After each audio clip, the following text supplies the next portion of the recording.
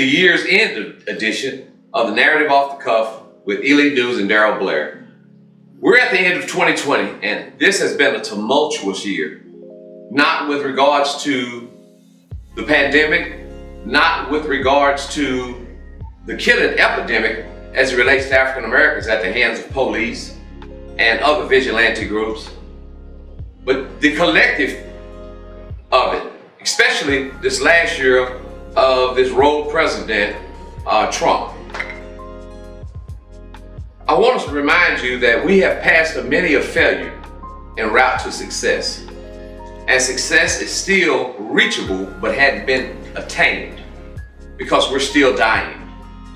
Columbus, Ohio is a proven example. You can only imagine what we would experience and what the narrative would be, how drastically it would change if we didn't have the advent of cameras and camera phones and then putting cameras on the police. Things have changed drastically and the truth has just been painfully apparent. I want to thank individuals that we lost, like John Lewis, who said, get in good trouble. Not all trouble's bad. There's good trouble. And it continues to happen. Thank you, John Lewis. We want to thank George Floyd, who nobody knew prior to, other than those who were immediately around him.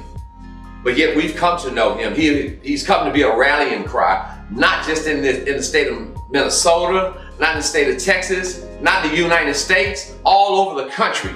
People fell out into the streets in protest after seeing this man egregiously killed and then painfully watching it as the count drew down his life and listened to him beg for his life.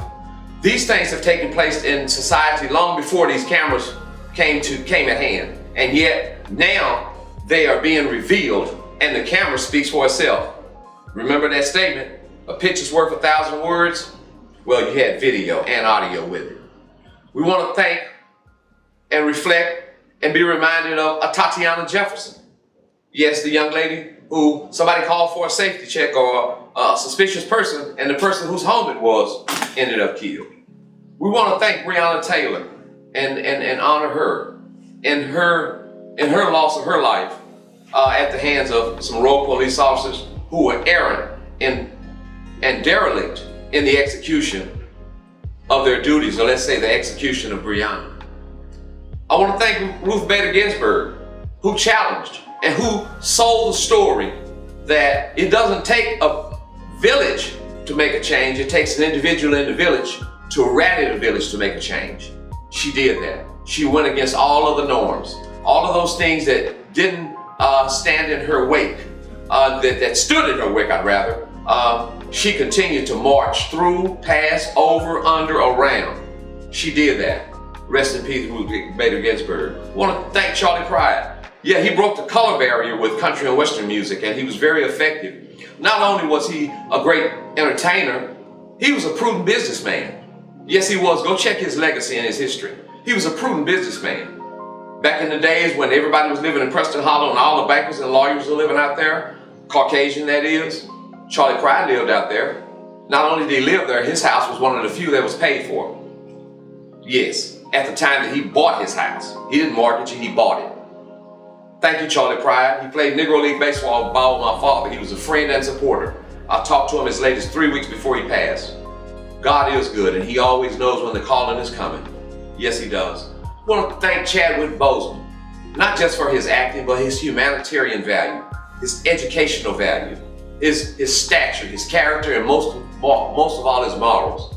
And the fact that he could go on and do the work that he done without anybody knowing, unbeknownst to a lot of people or unrecognized by those close to him, that he was struggling with cancer. God is good. Life's not fair, but God is good. You'll read that in a book called Chicken Soup for the Soul. It was written by Dr. Robert Schuller, used to be pastor of the Crystal Cathedral. He's gone on. Pick it up and read it. We want to thank them for what they've poured into us this year. We want to thank them for the life they lived, the example that they set, the morals that they fulfilled, and the character that they stood for. Yes, we're grateful. Now we want to be thankful because this is what we gained. We gained Black Lives Matter. Black Lives Matter because they brought it to their attention. We're not going to just silently protest, and we're not going to protest in our communities where you feel safe over there. We're going to bring it right to your doorstep, right down big picket fence lane. We're going to go right down your street. We're going to come to your community. We're not going to let you see it. We're going to let you experience it and feel it. And yes, they have called them to the table. They have not only called to the table, but they've gotten things accomplished. We've gained a new president. And then now we have another model in Kamala Harris as vice president for young ladies and women alike. That they can aspire, that there's no ceiling, that the glass ceiling has been removed, that you can aspire and do anything. We don't just have to sell them on this dream, we can show them the dream realized. Yes, we can. Thank you, Vice President Kamala Harris. We've got a new sense of resolve and a sense of purpose. We've got a sense of purpose with accomplishment. We have began to get out of the emotions of everything and get into enacting the success and the remedy for it. And we have to continue to work. We can't rest on our laurels. We can't let things get us emotional. We have to be effective and prudent.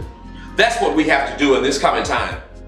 Remove ourselves from the emotion of it and get into the engagement of it. I think that we have a renewed focus, and that renewed focus has given us a renewed faith in the midst of this pandemic. At first, we didn't think that it applied to us, and then it hit us in disproportionate numbers, African Americans and minorities. But I'm grateful nonetheless that there are those of us who are still here. And unfortunately, all of us, anybody who's within view of this right here, this post, you'll recognize that somebody close around you that you knew, that you put your hands on, you talked to, you had a relationship with, has passed from COVID. And or they were either affected by it, or either you have been affected by COVID. So we have a reason to celebrate God bringing us through and bringing us out of. I want to bid you a beautiful 2021 as it comes in. We have a continued focus, a renewed journey, that we've had history through the civil rights. Now we've gone through the civil, social, pandemic times, that we can move this pendulum and move forward. There's a paradigm shift in society. The beauty of it is, while economics are raining mad, and the economy is raining mad, and there's loss of jobs, and our healthcare system is failing us, let's be grateful for the fact that we don't live in the times that we once did in civil rights, where not only were we oppressed, but we had to be silent. We don't have to be silent anymore, and where the oppression is applied, we apply pressure to remove the oppression. We have the opportunity to do that. I'm grateful for my mother and my father who poured into not only myself, but my siblings. And I'm quite sure that you're grateful for those of your parents who poured into you, your mentors or your guardians and whatnot. And as we venture into 2021, I want you to be ever challenged to not just do better for yourself, but do better for the greater good. As when they say, when you know better, you do better. And when you know better and you're doing better, then you make it better for the greater good. And that's what we have to do. I want to remind you that some events are coming up in the 2021. We got the 46th Annual Elite News Awards Night. It takes place February 26th. Go on to EliteNewsDallas.com, or you can go on to EliteNewsDallas.com and just pick up a paper. And we're going to celebrate 18 beautiful people who labor lovingly right here amongst you. Speaking of that, Shirley Gray, who one of our awards is named after, Chief Shirley Gray. She's passed on, one of the first black woman to achieve a high ranking with the City of Dallas Police Department.